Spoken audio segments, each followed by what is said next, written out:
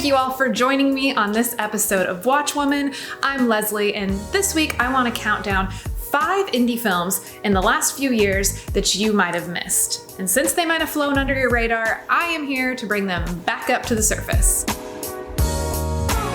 Indie films have a very special place in my heart, because not only am I a host / content creator / mom, but I am also a filmmaker / writer / director. Oh, stop. Stop it. You're too kind. Stop. I love the feel of indie movies. They're so raw and honest, and you really get to feel the soul of the filmmaker. And it's something that the filmmaker can really hold on to before they get sucked into the movie-making machine and their soul gets destroyed and crushed. Is it hot in here? Coming in at number 5, we have the sultry drama Disobedience, starring Rachel Weisz and Rachel McAdams, my 2 favorite Rachels, except of course the classic Rachel Green. Disobedience is about a woman played by Rachel Weisz who returns to her Orthodox Jewish community that shunned her for an attraction to her female childhood best friend, played by Rachel McAdams. She's there for her father's funeral, she runs into said childhood friend, their passion reignites, and their chemistry is fire. Funny story, I actually watched this movie on a plane. I know, shame on me as a filmmaker, but it was a little embarrassing to have the people on my right and left watch me watch these gorgeous women have hot sex. I don't really recommend watching it that way. This film deserves your full attention. It is beautifully shot, it's sexy, it's romantic, and the leads give stellar performances. You can stream Disobedience on Amazon Prime or rent it right here on YouTube or on other streaming services. So check it out. You will not regret it. Coming in at number 4 is the drama Diane, starring Mary Kay Place and Jake Lacy. This film came out a few years ago, and fun fact, actually made Obama's best films list. I miss that guy. Thank you, everybody.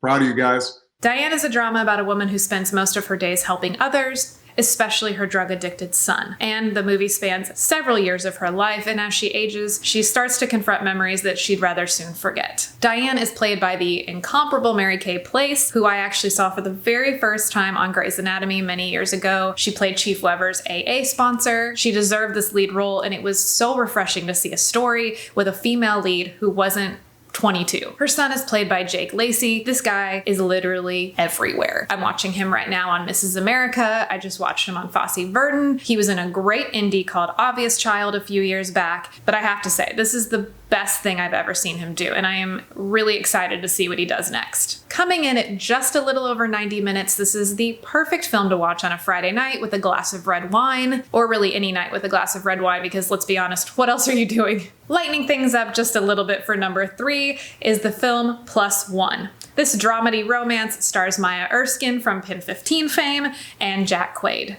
And I cannot get over Jack Quaid's resemblance to Joshua Jackson. I mean, am I right? Look at that. Okay, I'll stop being a weirdo. Plus One is about 2 longtime friends who decide to accompany each other to a slew of weddings in one summer. This film will not surprise you in any way, but I say that as a good thing. Dramedy is my favorite genre, and this film absolutely nails the formula. These 2 have great chemistry. There's a lot of heart, and it has the perfect amount of funny, mostly coming from the wonderful Maya Erskine. And if you haven't checked her out in Pen 15, then you're an idiot. Sorry, that was so rude. But I'm serious. And Jack Quaid has all the makings of a young leading man. And it doesn't hurt that his parents are Dennis Quaid and Meg Ryan. Or that he looks like Pacey. Plus One is streaming on Hulu, and it is the perfect date night film. Or a film to watch by yourself, curled up in a blanket, eating an entire box of dark chocolate peanut butter cups from Trader Joe's.